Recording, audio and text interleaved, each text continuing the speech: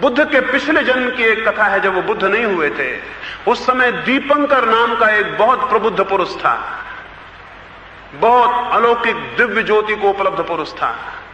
बुद्ध अपने उस पिछले जन्म में उस दीपंकर बुद्ध के दर्शन करने गए। उस दीपंकर नाम के उस अलौकिक दिव्य पुरुष के दर्शन को गए।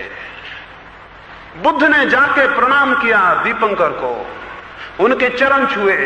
दीपंकर ने भी उल्टे उनको प्रणाम किया और उनके चरण छुए। वो घबरा गए और उन्होंने कहा, ये क्या करते हैं आप? मेरा चरण छूना, मेरा प्रणाम करना तो ठीक था, लेकिन आप जैसा भागवत चैतन्य को उपलब्ध व्यक्ति मेरे चरण छुए, ये कैसी मुश्किल कर दिया आपने, ये कितना मुझे दिक्कत में डाल दिया। दीपंकर ने कहा, तुम वही देख रहे हो जो तुम हो, मैं वो भी देखता हूं जो तुम हो सकोगे, जो तुम हो सकते हो। मेरे प्रणाम उसके लिए हैं जो कल हो जाएगा।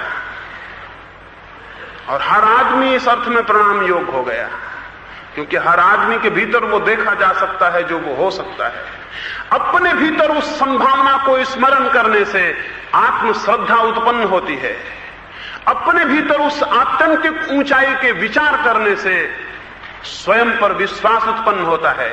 और जिस मनुष्य में दूसरों पर आस्था करने की प्रवृत्ति पैदा कर दी जाए, जिस मनुष्य में दूसरों के चरणों में गिरने की प्रवृत्ति पैदा कर दी जाए, जिस मनुष्य को यह विश्वास दिलाया जाए कि दूसरे तुम्हारे लिए कुछ कर सकेंगे, वो मनुष्य आत्महीन हो जाता है, वो मनुष्य क्रमशः नीचे गिरता जाता है।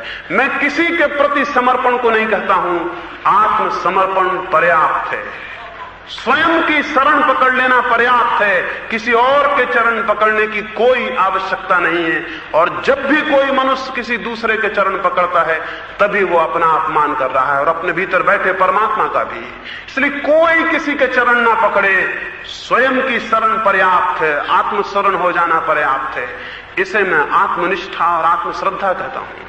और जिससे आत्मनिष्ठा और आत्मश्रद्धा उत्पन्न होगी, वही व्यक्ति श्रम में संलग्न होगा, अन्यथा भीख मांगने की आदत हो जाएगी। श्रम में कौन संलग्न होगा? और सत्य श्रम से ही मिलेगा। इस जगत में क्षुद्रतम चीजें भी बिना श्रम के उपलब्ध नहीं होती, और क्षुद्रतम चीजों के लिए भी मूल्य चुकाना होता है। सत्य के लिए क्या मूल्य चुकाना होगा?